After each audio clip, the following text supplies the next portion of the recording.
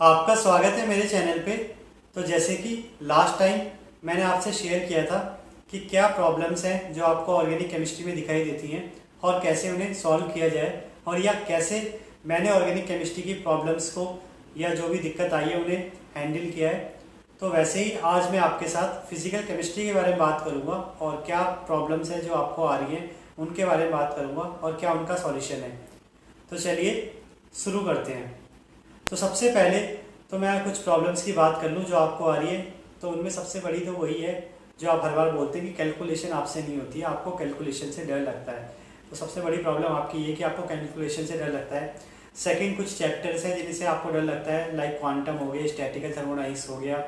और या कुछ फिजिकल स्पेक्ट्रोस्कोपी का हो गया। थर्ड, आपको ये लगता है कि बहुत ठीक टाइम कंज्यूमिंग है फिजिकल केमिस्ट्री, क्योंकि जब भी आप इसे करने बैठते हैं तो आपके 2 से 3 घंटे लग जाते हैं और क्वेश्चन आपके बहुत ही कम होते हैं या आपका 1 या 2 ही असाइनमेंट हो पाते हैं। फोर्थ, कभी कभी आपको क्या होता है कि आपको ये समझ में नहीं आता कि आपको फॉर्मूले करने हैं या डेरिवेशन करनी है या फिजिकल केमिस्ट्री को मतलब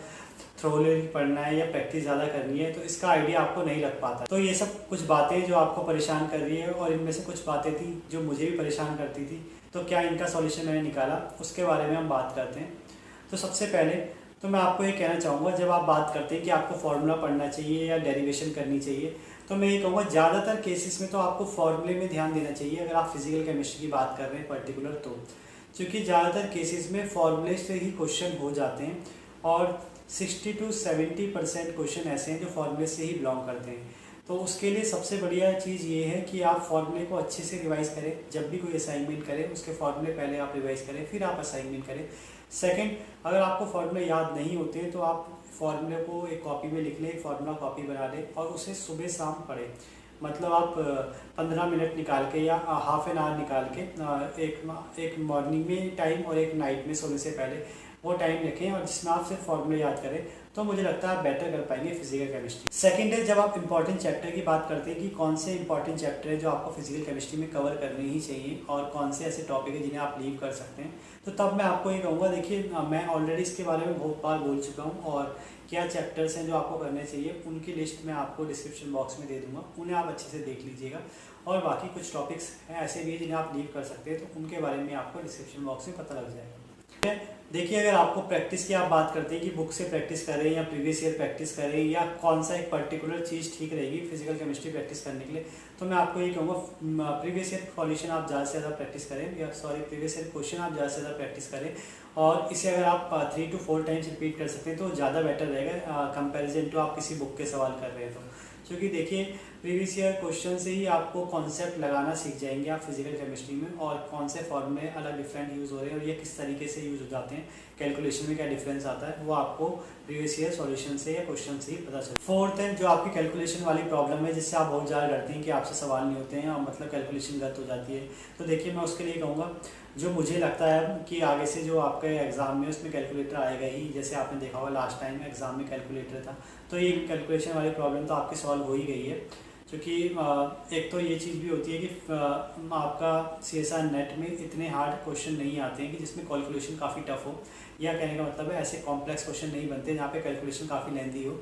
पर हाँ, अगर ऐसा होता भी है तो हमने देखा है कि लास्ट टाइम से कैलकुलेटर आने लग गया है, तो शायद ये आगे भी ऐसे रिपीट होगा, तो इसलिए कैलकुलेशन की प्रॉब्लम तो अब आप खत्म ही समझिए, क्योंकि कैलकुलेटर अगर आपके हाथ में होगा। देखिए, मैं आपको ये कहूँगा, अगर आपको फिजिकल केमिस्ट्री बिल्कुल ही हार्ड लगती है और आपको लगता है कि आपसे नहीं होगा, तो आप प्लीज़ उसको छोड़िए, तो कम से कम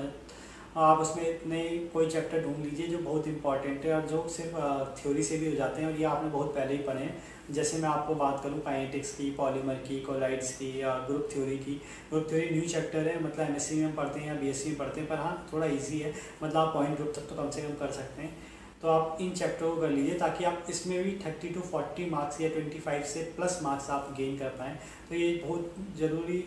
मतलब तो ये बहुत ज़रूरी चीज़ है कि अगर आप किसी सब्जेक्ट को छोड़ते भी हैं जिससे आपको डर लगता है, तो उसमें अगर आपको 25 से प्लस या 30-40 मार्क्स आ जाते हैं तो ये बहुत सही हो जाता है आपके नेट के एग्जाम के लिए, और GRF इससे आपका निकलने के बहुत चांस बढ़ जाते हैं। नेक्स्ट है, देखिए मैं आपको ये कहूँगा साथ में कि देखिए, आप किसी भी एक कंटेंट को फॉलो करें। जैसे मैं हर बार बोलता हूँ कि किसी अलग अलग कंटेंट को अगर आप फॉलो करेंगे और अलग अलग बुकों को आप पढ़ेंगे तो आप कंफ्यूज हो जाएंगे। तो आपको मैं यहाँ पे फिर एक सलाह दूंगा कि आप किसी एक ही कंटेंट को फॉलो करें, चाहे वो आपकी कोचिंग के नोट्स हो सकते हैं, चाहे आपकी वो कोई बुक हो सकती है, और चाहे वो आपके ही कॉलेज के नोट्स हो सकते हैं, तो आप उसको फॉलो कर सकते हैं। और फिजिकल केमिस्ट्री में तो खासकर यही होता है कि मतलब आप पे ज़्यादा कंटेंट पढ़ने के लिए होता नहीं है, ज़्यादातर आपके लिए प्रैक्टिस के लिए होता है। तो आप प्रैक्टिस करने की कोशिश करें, और प्रैक्टिस आप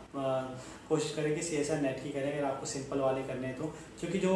गेट में होते हैं वहाँ पे कॉम्प्लेक्स क्वेश्चन आते हैं फिजिकल के, पर नेट में थोड़े आसान आते हैं। और इससे एक और चीज़ भी आप निकाल सकते हैं कि अगर आप फिजिकल केमिस्ट्री अगर छोड़ देते हैं तो आपको देखो गेट में बहुत ज़्यादा नुकसान होता है, क्योंकि गेट में जो मेन कंटेंट है या ये कह सकते हैं मेन मार्क्स गेनर है वो फिजिकल केमिस्ट्री ही है। वहाँ पे अगर कोई फिजिकल केमिस्ट्री में अच्छा होगा तो ज़्यादा मार्क्स ला सकता है as comparison to other subject में। तो इसीलिए मैं आपको कहूँगा अगर आपको सिर्फ नेट का आपका लक्ष्य है तो आप नेट के सवाल को सॉल्व करें, क्योंकि वहाँ पे इतने कॉम्प्लेक्स क्वेश्चन नहीं आते गेट की तरह। पर हाँ, साथ में ये भी याद रखिए कि अगर आपने फिजिकल केमिस्ट्री नहीं पढ़ी तो आपको गेट में बहुत ज़्यादा नुकसान भी होगा। तो इसीलिए आप फिजिकल केमिस्ट्री छोड़े भी नहीं मत, और अगर आप कम करना चाहते हैं तो आप CSR नेट के क्वेश्चन को ज़्यादा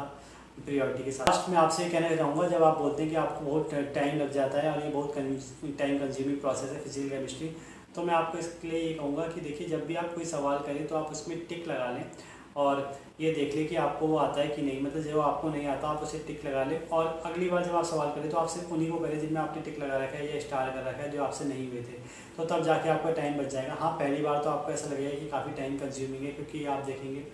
फिजिकल केमिस्ट्री में एक तो असाइनमेंट भी ज़्यादा होते हैं और हर क्वेश्चन में 2-3 4-4 5 सवाल बनाए होते हैं, तो इसीलिए टाइम ज़्यादा लगता है। पर मैं आपको ये कहूँगा अगर आप कैलकुलेटर यूज़ करते हैं और फॉर्मूला आपको अच्छे से याद है तो आपका टाइम बहुत कम लगेगा। और साथ में अगर आप स्टार लगा लेंगे उन क्वेश्चनों में जो आपको नहीं आ रहे तो आप उनको ही देख सकते हैं वापस से जब आप रिवाइज करें तो। और सेकंड चीज़ मेरा ये भी मानना है कि जब आपसे कोई क्वेश्चन नहीं होता तो आप 1 मिनट में डिसाइड कर लें शुरू के ही कि आपसे नहीं हो रहा, मतलब आप उसे जल्दी छोड़ें। ऐसा नहीं कि आप उसे किसी क्वेश्चन के पीछे पड़े रहें, क्योंकि इससे क्या होता है टाइम भी बहुत ज़्यादा लगता है और बाद में आपको रिपीट करना भी है। तो इससे मतलब ऐसा कोई फ़ायदा होता नहीं कि आपने एक ही बार कर लिया और आपको ज़िंदगी भर याद रहेगा। तो आप अपना टाइम बचाने के लिए इतना कर सकते हैं कि आप हर क्वेश्चन को 1 मिनट से ज़्यादा ना दें। अगर 1 मिनट के अंदर आपके पास हो जा रहा है तो आप ये सोच लें कि हाँ क्वेश्चन की वैल्यू है, और अगर नहीं हो रहा है तो आप उसको आंसर देख के कहीं से भी आप जहाँ से उसका सॉल्यूशन देखते हैं वहाँ से सीख लें। आई होप मैंने आपकी कुछ मदद की होगी और आपके जो भी डाउट थे फिजिकल केमिस्ट्री रिगार्डिंग वो सॉल्व किए होंगे। तो आगे भी ऐसी इन्फॉर्मेटिव वीडियो देखने के लिए चैनल को सब्सक्राइब करें, वीडियो को लाइक करें और शेयर करें। Thank you.